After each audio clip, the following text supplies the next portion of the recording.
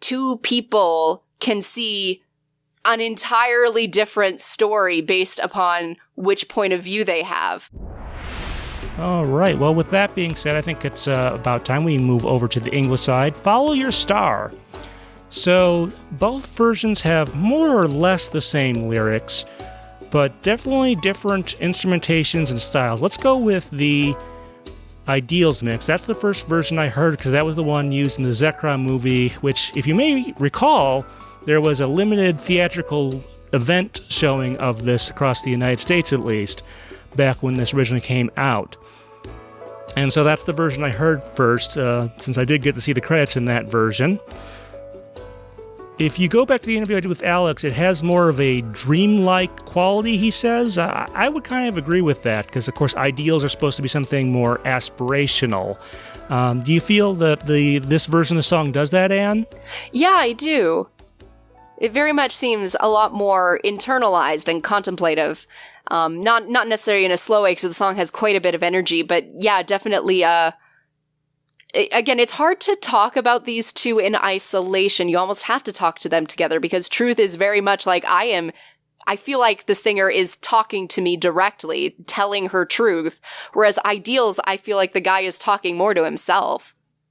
Like, just in the way the song is mixed and presented, it feels less directed and specific through its instrumentation and the mixing techniques on the vocals. You know, that hadn't really totally occurred to me, but I think you're right about that the Ideals version is probably a little more introspective and talking to oneself versus the Truth, which is by Kathryn Raio, which is, I think, more instructive or outgoing. Yeah. But yeah, I think you are kind of right, and it is kind of hard to talk about these in isolation. You kind of do have to put them side by side, at least in terms of like instrumentation. And I guess I kind of wanted to say something about the Truth mix with Kathryn, with sort of the instruments. I noticed the guitars aren't as loud or maybe as bass heavy as they could be, and I wonder if that was maybe to avoid covering up, because I think, not that women can't do rock vocals, they can, but Kathryn has a rather high voice. In fact, I think there's almost kind of a parallel, although I think the two singers are relatively close in age. I think there might be some parallels between the two of them and also the two members of Every Little Thing in some ways.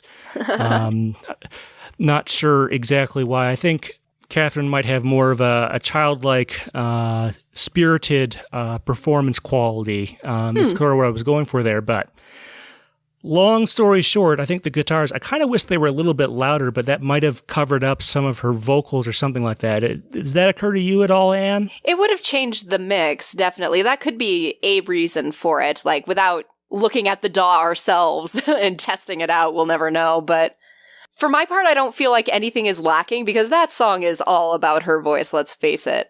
But it would be interesting to hear it with a different or a more fleshed out bass quality, and just to compare, definitely. So maybe that's a sort of a mishmash you could do, sort of combine elements from both. That might be a good cover opportunity for someone out there. Mm-hmm.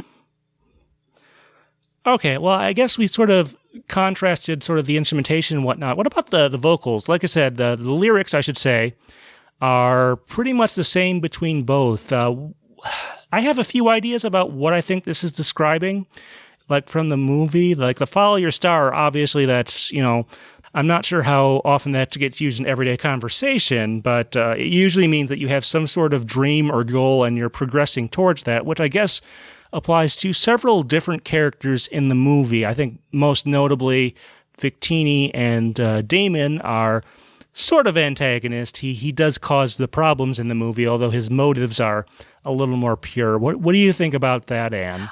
Well, honestly, I'm of two minds, because on the one hand, I feel like the theme of like following your dream, following your star, while it has a presence in this movie, most notably with Damon and like the ideals that he's trying to create in the world, or the truth he's trying to follow, I do feel that the way the song presents that sort of follow of your dreams mentality is much of the lesser through lines of the movie. I feel like if that was what they were going for, there were so many other ways to tackle it or so many other themes to hit upon.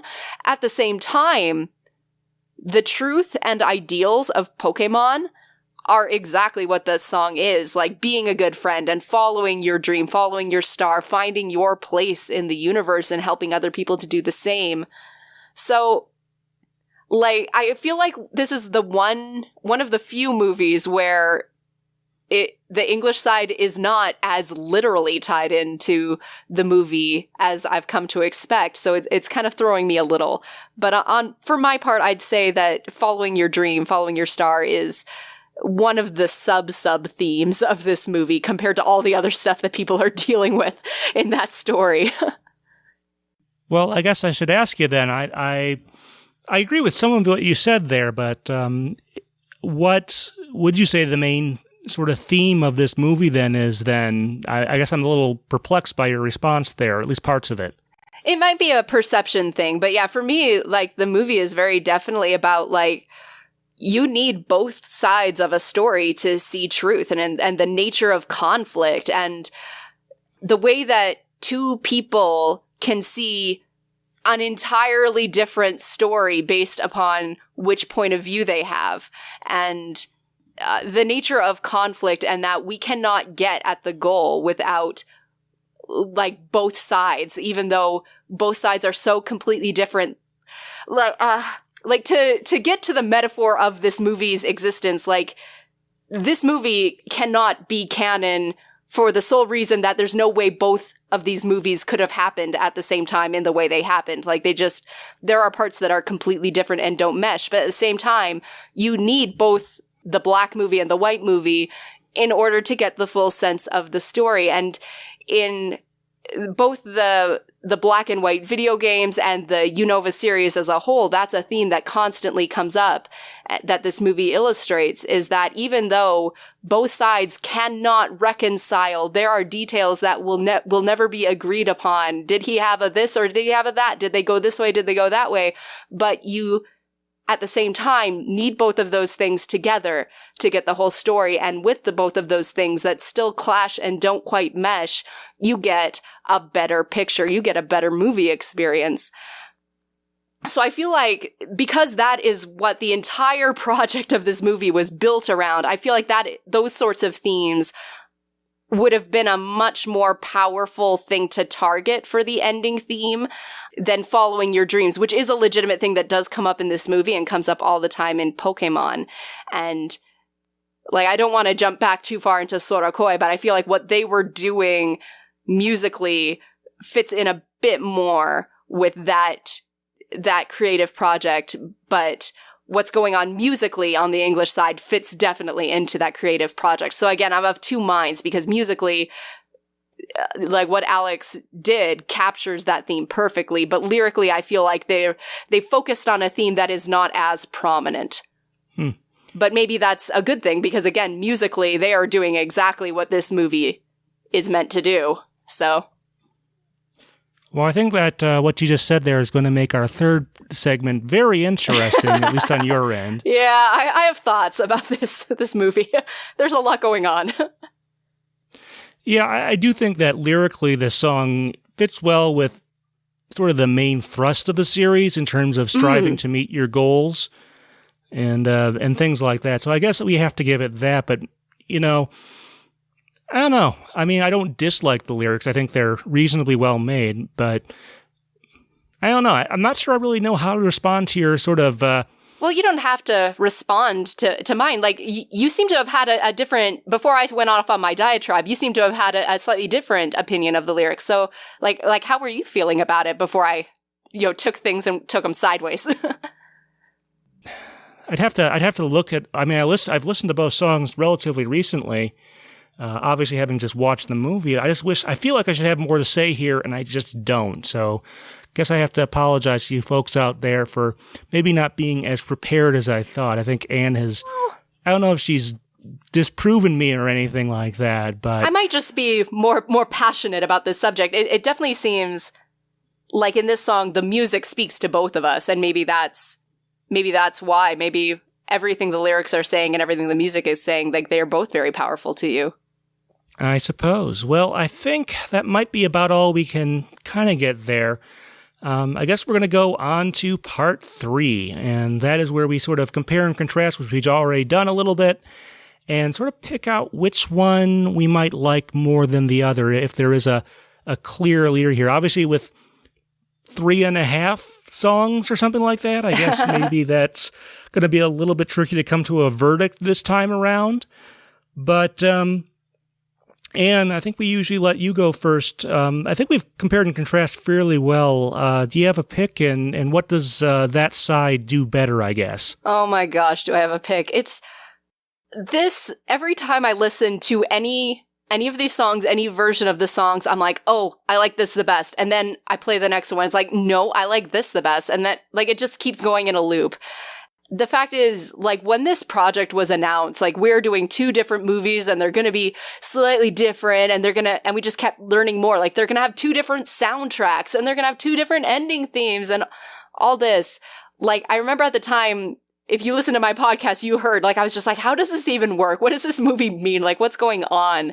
But I was so excited about the project, and I feel like on both sides, the English and the Japanese, like, there is such a beauty and a creative ambition to the entire Best Wishes series, but in this movie specifically. And the music, I think, is where they really got the best of that, with so much craft and care and attention. And it's really hard for me to pick a favorite. I think for personal, just the one I like to listen to, I like Koe the best. I like voice. But again, I don't feel like I can talk about them separately. So I like Sorakoe as the package, because I feel like, for a very weird change, this one is slightly more lyrically and literally tied to the movie than the English side. And I feel that just gives it that little bit of edge in just the overall creative masterpiece. But really, both sides, like, this was such an ambitious idea for a theatrical movie release, and both sides hit it out of the park. So, okay, well, I guess from my end, I don't know. Like I said, I did read through a translation of the Japanese songs, and I think lyrically those might be better tied to the movie. But if I had to pick a pair of these to listen to, it's probably going to be the English one, just because I think that side does the musicality of those better. And maybe the ultimate answer / version of all of this would have been to sort of use something more akin to the instrumentation differences of the English side and maybe the lyrical tyings of the Japanese side. But I guess which one I prefer is probably going to be the 2 English side songs. But there's a question we definitely have to ask here. And do you think it would have been worthwhile to maybe try and translate the Japanese ones? Would that have worked out stylistically, or what do you think there? I think it would have been very difficult on this one, just because of the cadence. Like, there's an entire genre on YouTube of people trying to do Japanese covers and then trying to make songs that don't rhyme in the same way like the English language rhyme in English. So I think this is one that you could do it, but it would be very difficult, because there are parts, like in Koe, where the lyrics are exactly the same as they are in Sora, but the rhythm is different. The placement is different.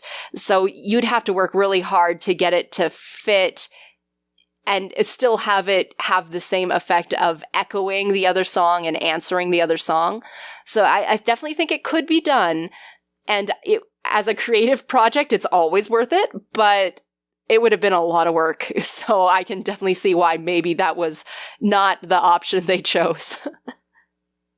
Yeah, I mean, I think there are a lot of interesting possibilities here, and this is obviously one of the more convoluted ones to try to parse and sort of figure out, which one you kind of prefer there. So I'm not sure I have a real great answer other than what I just said there, that musically I kind of prefer the English ones, and something is definitely, even though you can translate the Japanese lyrics, something is kind of lost there that I think makes it not work perhaps as well. But none of these are bad songs in my book, and I'm glad they're all out there. Keep listening for more from this interview.